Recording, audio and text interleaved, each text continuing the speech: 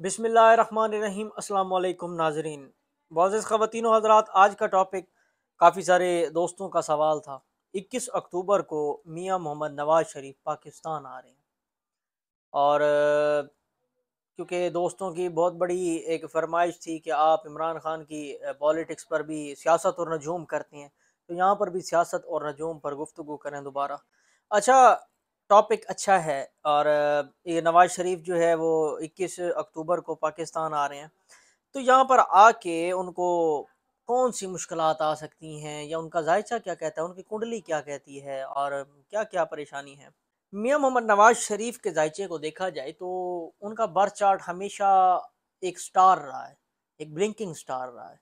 Blinking star से मुराद एक हमेशा चमकता हुआ सैयारा रहा है। कुछ प्लेनेटरी पोजीशन उनकी कुंडली में ऐसी बनी थी, जब वो वजीर आजम एक्स प्राइम मिनिस्टर बन गए थे, तो वो सयारा जोहल की पकड़ में आ गए थे। वो जोहल जो है वो उस वक्त में थोड़ा सा ऐसा किरदार अदा कर रहा था अपना, कि जिसकी वजह से उनको मुश्किलात काफ़ी सारी आ गई थी। अच्छा, अब उनका जायचा मेरे सामने खुला हुआ है। और अगर मैं न्यूमरोलॉजी में उनकी दो तीन आपको बातें बताऊं, आपको समझ में आए, तो मेरे ख्याल में लॉजिकली पॉइंट होगा। खान साहब की, सॉरी, मियाँ साहब की पहले एक प्रिडिक्शन की थी, मेरे ख्याल में किसी न्यूज़ में की थी, और वो था भी शो, एक मॉर्निंग था, उन्होंने सवाल किया था 3 दिसंबर, हाँ जी, 3 जनवरी का टाइम था। और जब उन्होंने सवाल किया था, मियाँ साहब की उम्र उस वक्त 66 ईयर हो गई थी। और मैंने एक बात कही थी कि 66 ईयर्स तो हो गई है, अब ये कुदरत का एक निज़ाम है। 66 ईयर, 6 और 6 12 होते हैं। अगर न्यूमरोलॉजी में देखा जाए 66 को, 6 और 6 12 होते हैं, और 12 को अगर ऐड किया जाए तो उसका अदद बनता है 3। और मियाँ साहब की ज़िंदगी में ज़िवाल पजीर अदद 3 है। इनका कोई भी काम 3 में होगा, सारी ज़िंदगी नुकसान देगा। अब ये तो कुदरत का एक फैसला है कि 3 में इनका आ गया है, नहीं तो मेरे ख्याल में अगर 3 ना आता, कोई और आता तो भी हो जाता। 21 अक्टूबर को आ रहे हैं पाकिस्तान। 21 को अगर मैं प्लस करता हूँ, 2+1 = 3, फिर भी अदद 3 बनता है, यानी कि पाकिस्तान में आके भी उनके लिए मुश्किलात बहुत ज़्यादा बढ़ जाएंगी। अच्छा, अब रिसेंटली की अगर मैं बात करूं तो 3 अप्रैल को एक प्रोडिक्शन की थी। उस वक्त में कुछ 66 आर्टिकल का कोई केस निकला हुआ था, या मेरे ख्याल में पानामा का केस था, या किस चीज़ का था, तो वो 3 अप्रैल को आया था। और उस वक्त में एक रास्ता 66 आर्टिकल को लेके था कि वहां से बच के जान छुड़ाई जा सकती है, लेकिन वो नहीं छूट जाएगी। 66 का आर्टिकल था, ये भी कुदरत का निज़ाम है। 66 12 हो गया, 6 और 6 12, और 12 को अगर प्लस किया जाए 2 और 1 3, उस केस में फंस गए थे।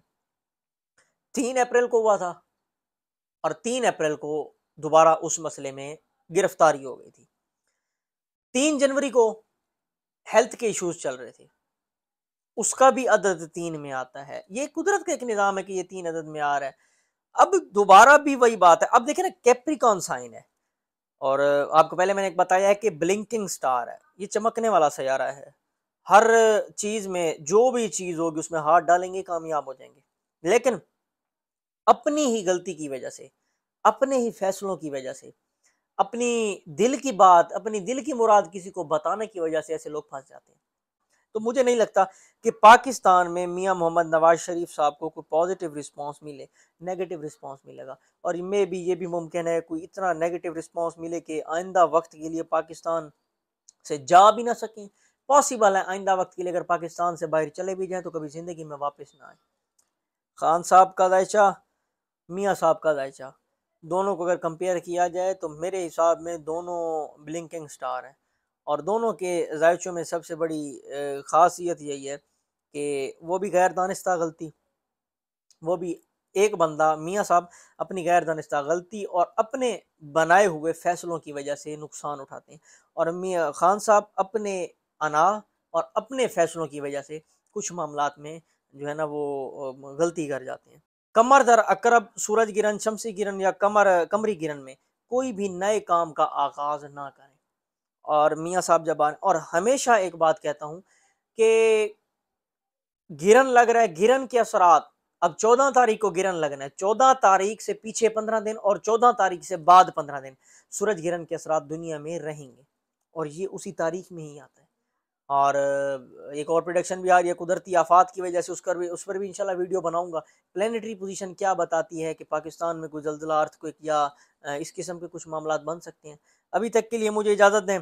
चैनल को आपने ज़रूर सब्सक्राइब कर देना है, बेल आइकन को आपने हिट कर देना है। वीडियो आपको पसंद है तो अपने दोस्तों को फॉरवर्ड करनी है और चैनल को आपने सब्सक्राइब कर देना है।